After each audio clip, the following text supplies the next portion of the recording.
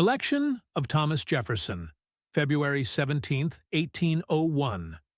February 17, 1801 was a day of high political drama in the United States.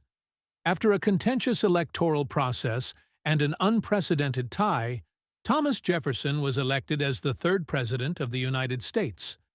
This election, often referred to as the Revolution of 1800, was not just a transfer of power, but a defining moment for American democracy. The election of 1800 was hotly contested between the Democratic-Republican Party, led by Jefferson, and the Federalist Party, led by incumbent President John Adams.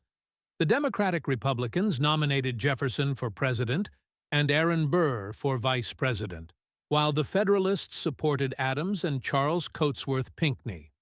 Under the electoral rules of the time, each elector cast 2 votes, and the candidate with the most votes became president, while the runner-up became vice president.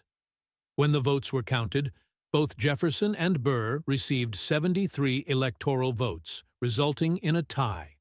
This threw the decision to the House of Representatives, where the Federalists, who still held the majority, wielded significant influence. Over the course of 7 grueling days and 36 ballots, the House debated fiercely, with Federalists torn between supporting Jefferson, whom they disliked, and Burr, whom they distrusted. Ultimately, it was Alexander Hamilton, a leading Federalist, who played a pivotal role in breaking the deadlock. Although Hamilton had major ideological differences with Jefferson, he believed Jefferson was a man of principle, whereas Burr was an opportunist. His endorsement swayed enough Federalist votes to secure Jefferson's victory. The election highlighted several flaws in the Electoral College system, leading to the adoption of the 12th Amendment in 1804.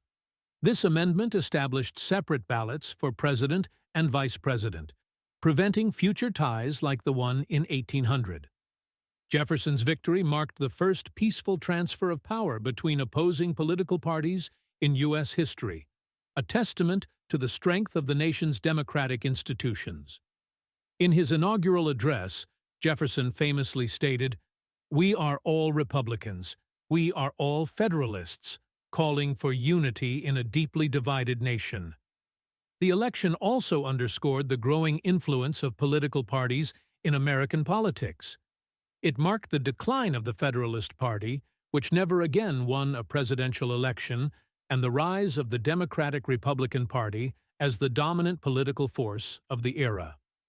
The election of Thomas Jefferson in 1801 was more than just a political contest.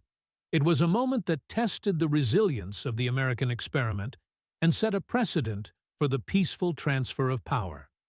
It demonstrated the importance of compromise, the value of principle over partisanship, and the enduring strength of democracy.